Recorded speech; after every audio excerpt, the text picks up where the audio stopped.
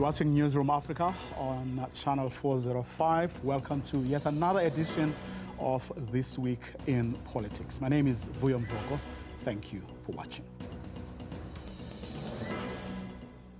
Police ministers, past and present, take turns before Parliament's ad hoc committee only to contradict one another. We bring you highlights from Senzo Mchunu and Bheki Cele's testimonies. At the Madlanga Commission, meanwhile, witnesses laid bare the nexus between criminal kingpins and very senior police officers. Also in the news this week, former Presidents Jacob Zuma and Mbeki in legal entanglements with the state. A court has, on the other hand, ordered Zuma to pay almost 29 million rands that he says he doesn't have for legal fees the state covered for his arms deal-related corruption trial. And Mbeki, on the other hand, could be in the dock next month as accused number one in a front of a commission where he and some of his former ministers stand accused of shielding apartheid-era security forces. Families of victims are demanding 167 million rands in damages.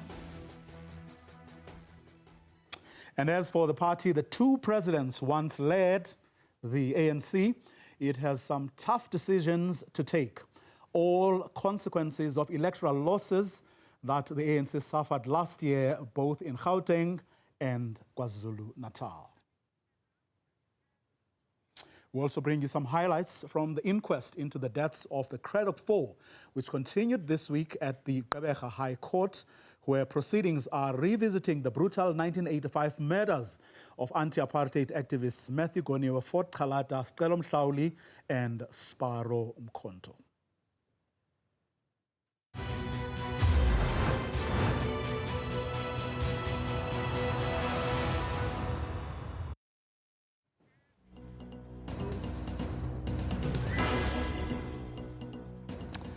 Welcome to this week's edition of This Week in Politics. We start here. Tensions between members of the ad hoc committee as they began engaging the man to whom this past week largely belonged. And that's Bheki Cele, the colorful member of the ANC's National Executive Committee, who at different times in his political career held the positions of National Police Commissioner and National Police Minister. Now, at the heart of the ad hoc committee's investigation is whether there's a cartel with criminal links which has infiltrated the criminal justice system in this country, as has been alleged by the originator of the allegations, and that's KwaZulu-Natal Police Chief Nhlanhla Mkhwanazi. How did Cele get to know organized crime accused Vusemuzi Ket Matlala, an alleged member of a drug trafficking cartel, that he got to even sleep at his house in Pretoria, not once, but twice? All this after Matlala's home was raided and before Matlala was charged with attempted murder and money laundering. Point of order. You see, the problem is when you deal with anti-intellectuals. No, but he is out of order. I'm also raising a point of order, Chair. I'm raising a point of order. On a point of order, Chairperson. On a point of order. I've engaged their on a point of order, Chair. Long before Chair, on a point of order. On a point of order, when they were still looking after on a point of order, Chairperson. In the villages he continues to say nothing. He says a lot of nothing. He can't even control Mafinyila. They can't do anything. He can't even control Mafinyila. That's the only thing. We're going to speak, Chair, for as long as control your weight. We're not going to be bullied by Malema here. And by the right size of clothes. We're not going to be bullied by you. We're not your boys. We're not your fans here, Malema. We are not your fans here. Okay, you think what these boys were carrying bags for you? We're not your fans here. We are not your fans. We are going to confront you. We will confront you. We will confront you. We will confront you. We are not your fans here. We are not your fans here. Honorable members, we are going to confront him. May you please listen to me, honorable members. We are going to confront him. We are not his fans. I request. We are not these boys who are carrying bags for him. him. Honorable members, I request Control that your affairs. You are not going to bully us. Control You are your not weight. going to bully us, Malema. listen- We are not you going to be listen to bullied me. by you. We'll never be bullied by you. Some of the exchange, the members of the committee there, as of course Mbeki, Cele, the former National Police Commissioner and former Minister of Police, had to appear before the committee. Of course, the drama was later cleared, and the time came for the figure who set up a meeting, for Mbeki Cele, rather, to then speak to members of the committee, whom he told that he had met Matlala in December 2024 at the Beverly Hills Hotel in Durban. The meeting was facilitated by one Bongani Mpungose, son of a taxi industry boss, whom Cele refers to as Mabonga. Mabonga, who also had a criminal record, was subsequently murdered during a shooting in Sandton, Gauteng, together with two of his bodyguards.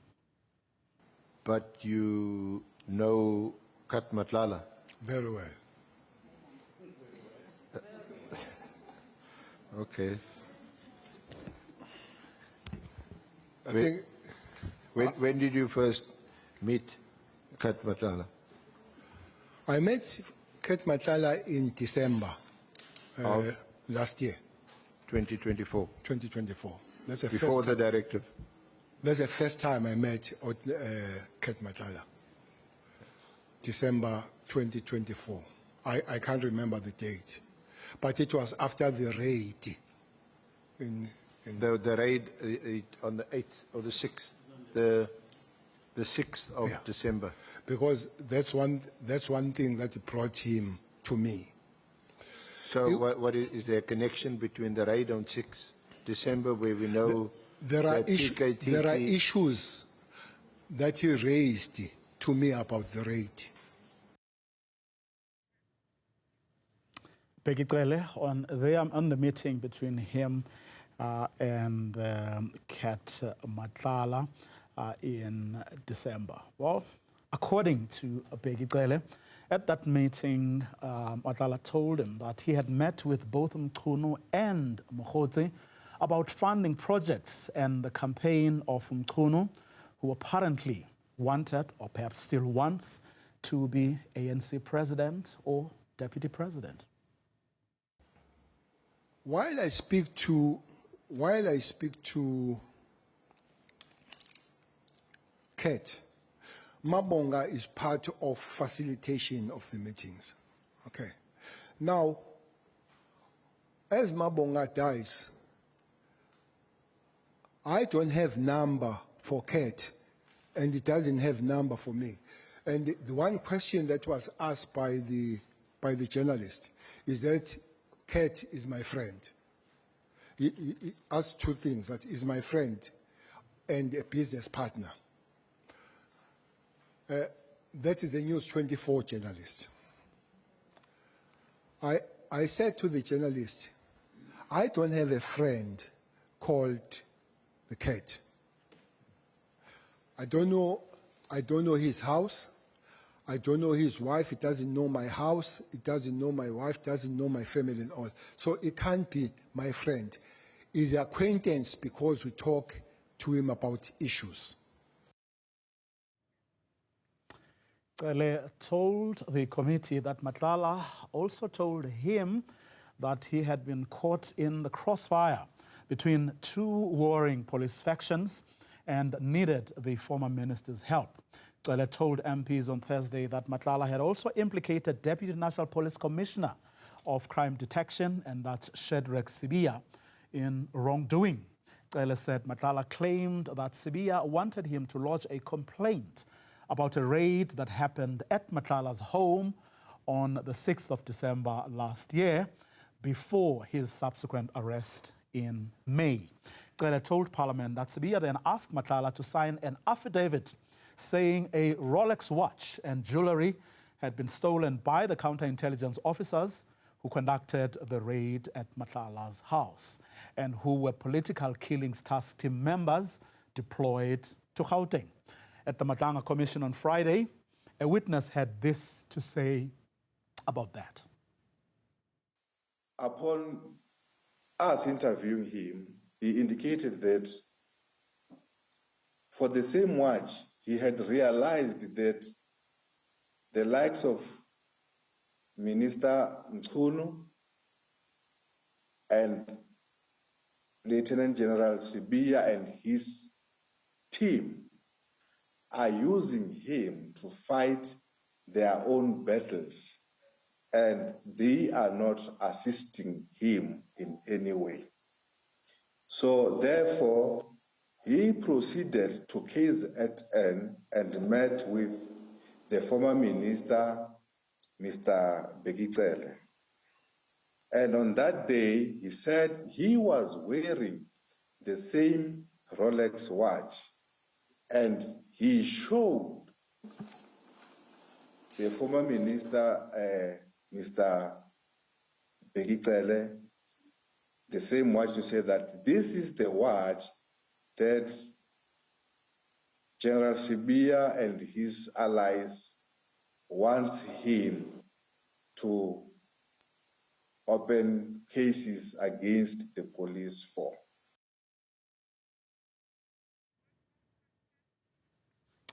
We will, of course, get to other things that were said at the Madlanga Commission by that witness and two others, but that's a little later. Let's stay for a bit with Mbeki Cele's testimony before the ad hoc committee for a moment.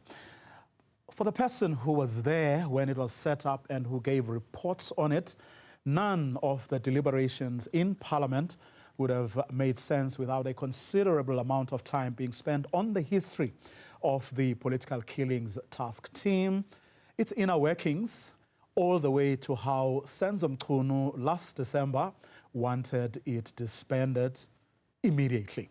Cele maintained that while some policing operations can be initiated in response to community concerns, the authority to establish or dissolve did not lie with the minister. There are quite operations that are covert, that very few would know, that is accepted and known to the police.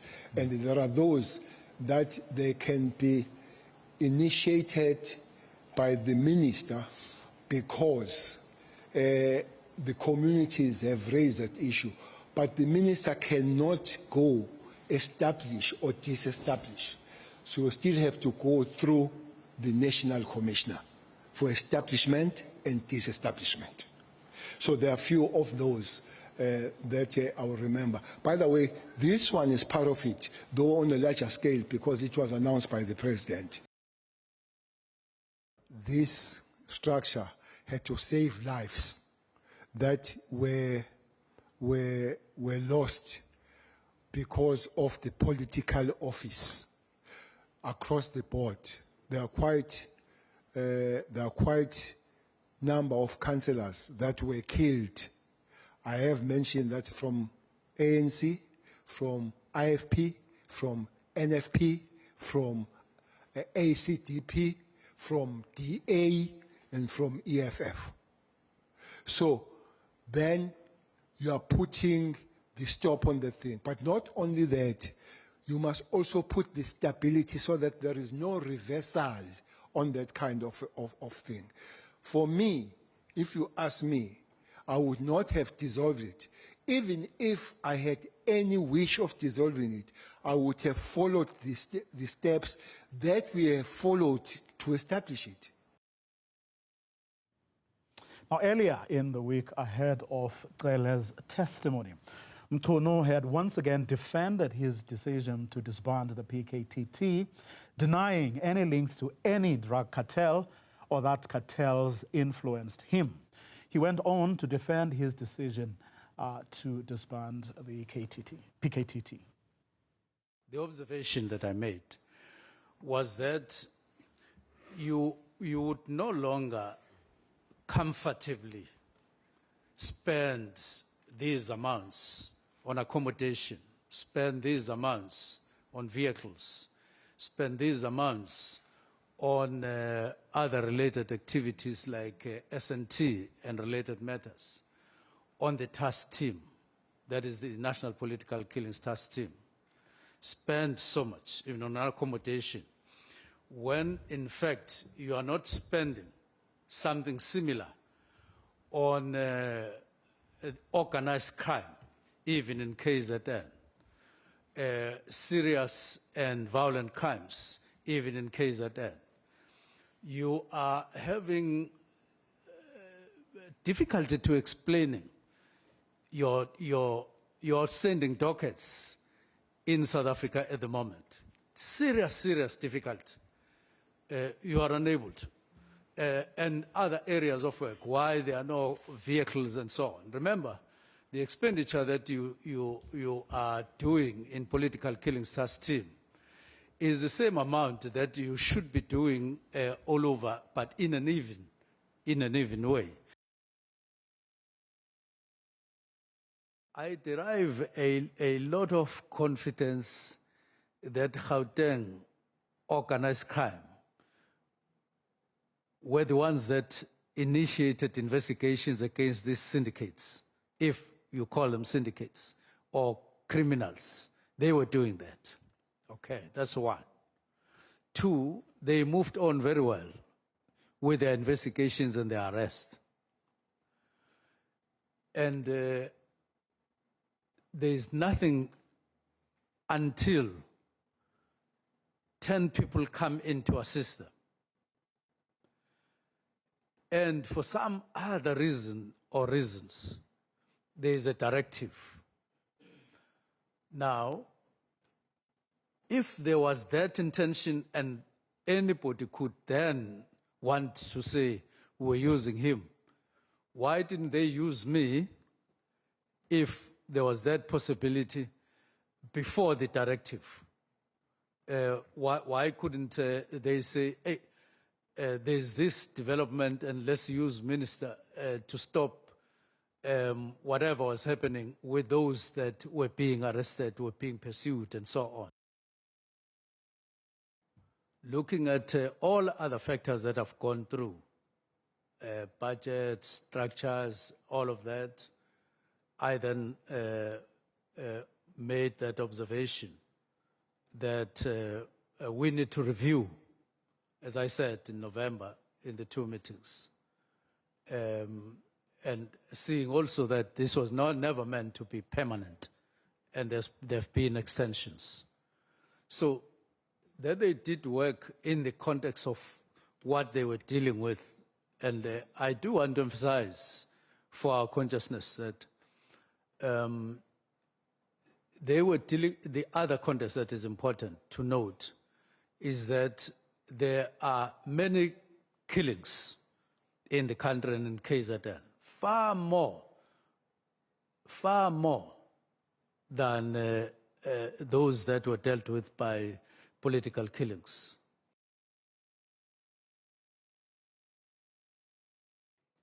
Because you speak about this thing as if it's only police who are involved. That's why it came from interministerial committee. It's a product of interministerial committee because it's constituted by different people, not only the police. And if that is the case, you have no power to dissolve other people who don't belong to your department. What do you have to say about that, Ms.? My response is that there was no interministerial committee in the 7th administration. And interministerial committee is constituted by the president and cabinet, not by any other person as you wish, or you as you may wish. It doesn't feature, and I didn't have power to call other ministers on the basis that in the 6th administration there was interministerial committee when it is not there. It wouldn't work. It doesn't work. Minister, is your answer that once the new administration comes in, interministerial committees are automatically dissolved? That's how it works, unless the interministerial committees, because they are announced to say there's an interministerial committee chaired by so-and-so for what and so on and so on. These things are announced, they are done deliberately. They don't get, you don't walk into the new administration automatically with what was in the 6th administration. While the police ministers, current and former, had to say this past week, the originator of the claims, Nhlanhla Mkhwanazi, also had a bit of a say, even though he wasn't in the meeting room himself. But through the evidence leader and from a WhatsApp message that was read before the ad hoc committee, which is investigating claims of political interference, the committee heard that KZN Police Commissioner Nhlanhla Mkhwanazi had actually backtracked on claims that former Minister Mbeki Cele received a payment from Vusi Ket Matlala. Mkhwanazi had previously testified that Cele and Matlala exchanged money, but investigators have found that the bank details were in fact incorrect. From Mr. Matlala, it is alleged that I sent Matlala a bank account number that was not in my name, but that of a third party, and that Mr. Matlala subsequently deposited money into that account and later sent me the proof of payment, and that I acknowledge receipt of such payment. This communication is said to date back to 2024. And then your response was, I have not seen the text messages that were referred to by Lieutenant General Mkhwanazi, and I confirm that I do not send any text messages and that I did not send any bank account details, whether belonging to me or a third party, to Mr. Matlala. I can also confirm that I've never received any payment from Mr. Matlala, whether directly or through a third party.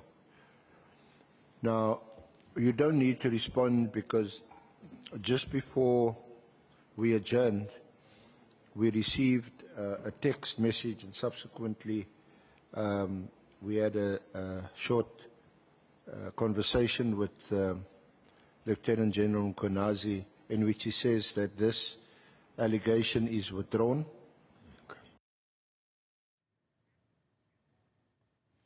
Well, the MPs who make up the ad hoc committee weren't quite impressed, and they have asked that Lieutenant General Mkhwanazi must formally and publicly apologize to them for that mistake. However, while Mkhwanazi may not have endeared himself among those MPs on the day, he seems to have endeared himself among a group of songwriters who have composed a song for him. This is how, in part, it goes.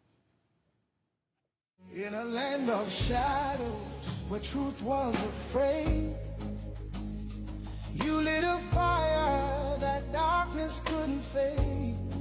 When power was poison and fear ruled the day, you stood tall, you cleared the way. No silver, no gold could buy your name.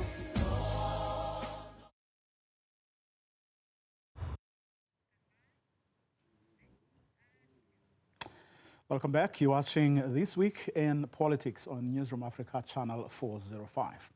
Let's take you to the Madlanga Commission now, where this week several witnesses from the South African Police Service's Organised Crime Unit laid bare challenges they've had to face as criminals sought to evade justice with the help of senior police officers.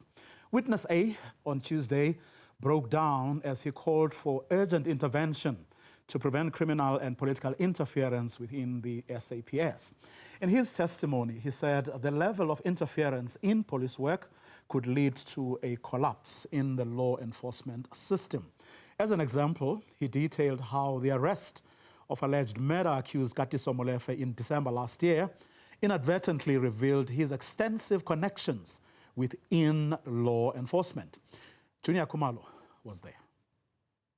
At pains to detail the rot within the SAPS, an emotional witness A broke down at the Madlanga Commission while giving testimony on Tuesday. After being given some time to compose himself, the witness, who is an officer in the Organised Crime Unit, lamented the level of police collusion with crime syndicates. If change does not happen, and if it doesn't happen soon, we are doomed as a nation. I hope that my evidence before this commission, in the face of real and present danger to my life, will contribute to a change police service. He took the opportunity to thank KZN Police Commissioner Nhlanhla Mkhwanazi for his tell-all briefing, saying this has shed light on how dire the situation is within the SAPS. In my opinion, the media briefing was the best thing that could have happened to SAFT, because it unrooted a lot of things that were not spoken about and brought out things that were hidden. As an example of just how deep the rot ran, Witness A cited a standoff at the home of the alleged murder accused Katiso Molefe on the day of his arrest in December. He submitted that officials from the Hawks, the JMPD, and even the K9 unit sprung to Molefe's defense when the SAPS Tactical Response Team came to execute a warrant of his arrest against him on the 6th of December 2024. Witness A described the circumstances around the arrest as bordering on volatile. But I did see this group that was wearing these easily identifiable shirts, that it was quite a group. You could see that if this situation cannot be managed and controlled well now, anything can happen. This interference continued, according to Witness A, even after Molefe had been incarcerated, with calls from characters such as Deputy National Commissioner Shadrack Cibia demanding updates. Beyond law enforcement interference, the witness also submitted that the judiciary's hands were not entirely clean. We had already received information from informers and sources to say Katiso Molefe will get bail. They went as far as giving the figures as to how much he's going to pay for his way. Molefe was granted 100,000 rand bail in the Ahmed Swart case in June by acting Gauteng Judge President Aubrey Dwaba, despite his having failed to disclose a previous conviction until after the state raised it. Proceedings continue at the Madlanga Commission on Wednesday, with Witness B, a colleague of Witness A, giving testimony. For Newzroom Afrika on Channel 405, I'm Junior Kumalo in Pretoria. Well, on Wednesday, it was indeed Witness B's turn. A colleague of Witness A from the previous day, Witness B detailed how Lucky Molefe, who defrauded state-owned company Transnet and masterminded a hit that killed the company's engineer Armand Swart, remains a fugitive from justice. Newzroom Afrika's Junior Kumalo was still following the proceedings.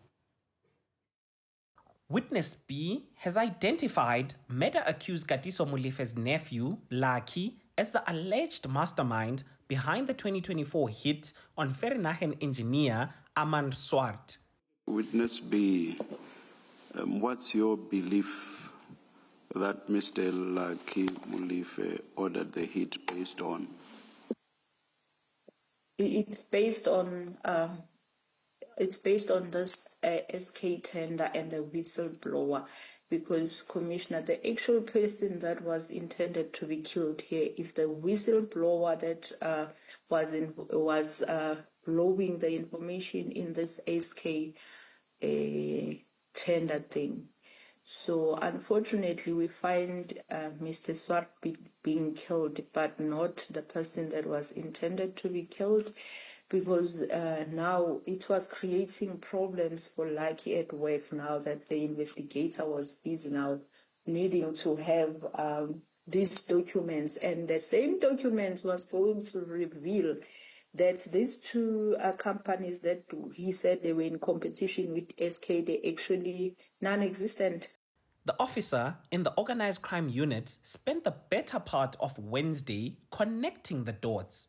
She says Lucky Molefe, who is on the run, worked in procurement at Transnet. He used his role as an inside man to allegedly manipulate tender processes, which led to the company Q-Tech Engineering losing out on a contract later received by a front company, SK Group.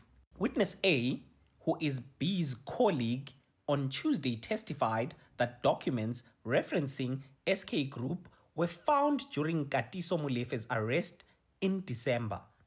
In that room, when we searched in it, we found a lot of documents that he said they belong to his son. What were these documents relating to? These documents were relating to different companies. It seemed like these documents had a lot to do with Transnet, applying for tenders for Transnet, registration of companies, and then there is also a particular set of documents that belonged to a company that I mentioned yesterday, which is SK Group. Witness B went further to demonstrate how SK Group was allegedly a cash cow for the Molefes, alleging that even Katiso's son was a benefactor.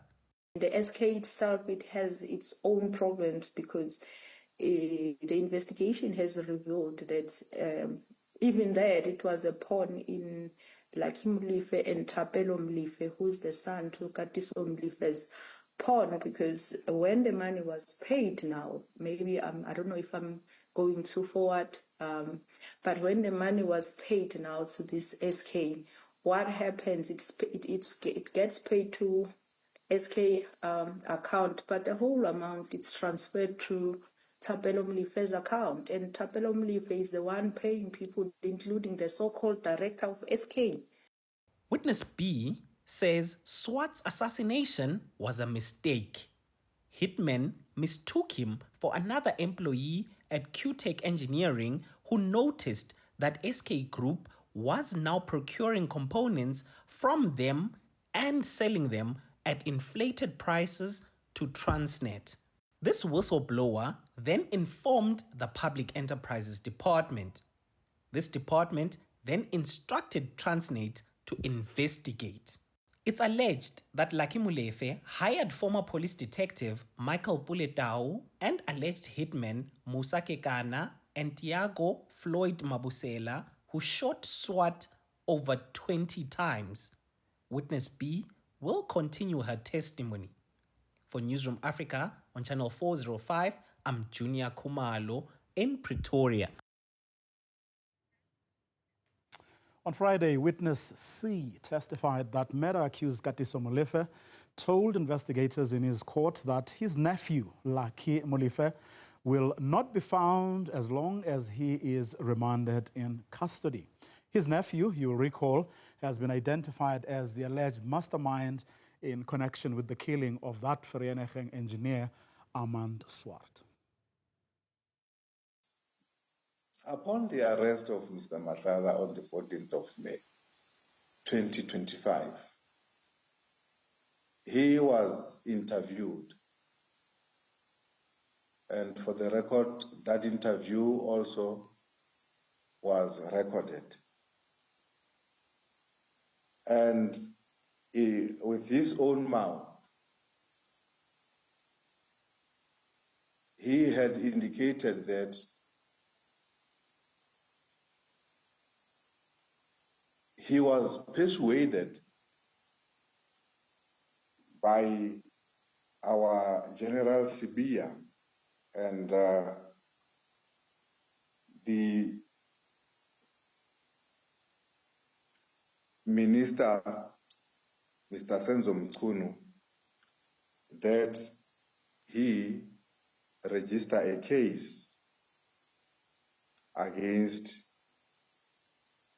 the team that raided his house on the 6th of December 2024. And he further indicated that that watch of his was never stolen. Now, it wasn't only the ad hoc committee and the Madlanga Commission that, of course, grabbed headlines this week. After the break, former presidents Jacob Zuma and Mbeki have their own legal entanglements with the state. We'll bring you that and more. Welcome back. You're watching This Week in Politics, your weekly wrap of the week's top political stories. Now, on Wednesday, the High Court in Pretoria ordered Jacob Zuma to pay almost 29 million rands he says he doesn't have for legal fees the state covered for his arms deal-related corruption trial. The following day, at a media briefing, the former president briefly spoke about his next course of action before proceeding to talk about what he had actually called the briefing for on the day. Here's Newzroom Afrika's Cele. That comrade of ours who's going to join us at the leadership, the top leadership, is Tony Ngeni.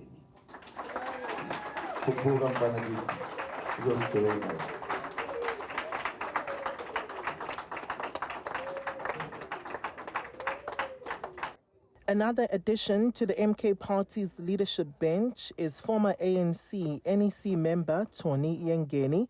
Ngeni joined the party to assist its president, Jacob Zuma. Tony Ngeni is a cadre of many, many years.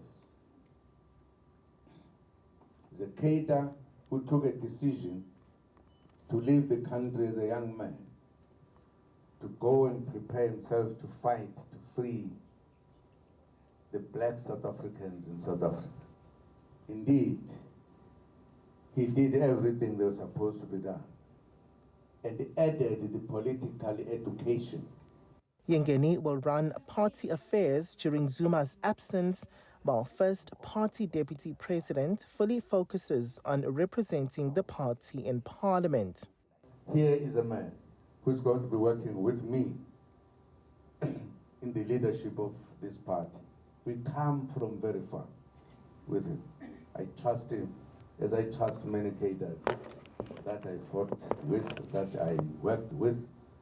Following Zuma's vote of confidence, Ngeni acknowledged this appointment by taking to the podium to address members on ethical leadership in Durban. The problems of this country are primarily that of leadership. We have leaders who love themselves more than they love their people and country. But Comrade Jacob Zuma is different. He still stays in his rural village in Kadla, where he originates from.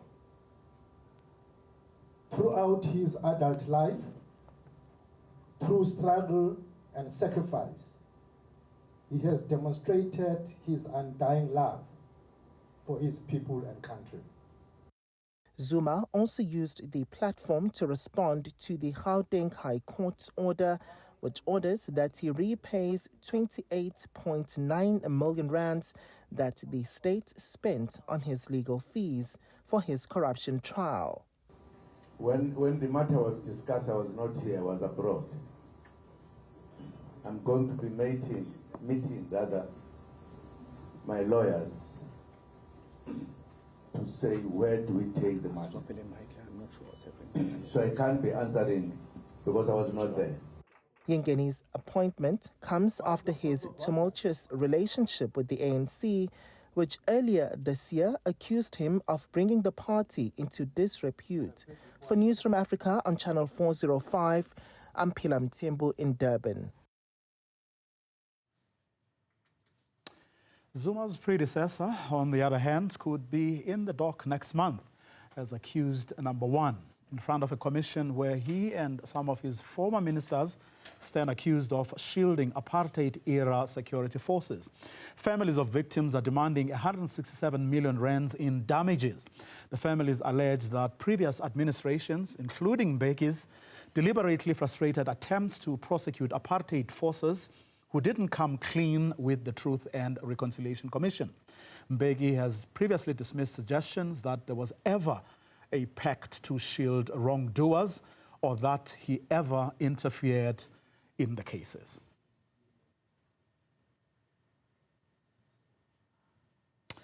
The party presidents Zuma and Mbeki once led, the ANC has some tough decisions to take, it emerged this week. All consequences of electoral losses the party suffered last year in both Gauteng and KwaZulu-Natal. Pressure is mounting from within that the party pull out of the KZN government of provincial unity. To tell us more about this development is Mike Mabuyakulu, the ANC's KZN coordinator. Thank you very much, Mr. Mabuyakulu, for talking to us. How much traction does this view actually have within the ANC at the moment that you should, perhaps the best thing to do right now is to pull out of the government of provincial unity in KZN? Well, good evening to you, Vuyo, and good evening to your viewers at home. Well, first and foremost, we want to say we welcome this opportunity to be able to talk to your viewers. Well, I must say that the ANC in KwaZulu-Natal took a very conscious decision after the 2024 general elections to be part of the government of provincial unity. And we say that the conditions and the reasons that led us to be part of that government of provincial unity have not changed still. However, we do accept that in the recent past, there has been issues that required a very direct discussions between the ANC and the IFP, in particular in KwaZulu-Natal, particularly after the IFP had actually removed us in the Nongoma municipality, as well as in the Umkhanyakude municipality. But I think it is also common cause that before that, we had raised the concerns about one of the MECs who, in our view, has actually been weaponizing a position that has been given to him, and in part through the ANC by being part of the coalition government. So there are those issues that the ANC has now firmly presented before the IFP, and we think that those issues must be dealt with. Well, how would you say the relationship you have with the IFP at provincial level is completely different to the experience that your comrades may have with the IFP at national level? Because there seems to be working very well and smoothly so far.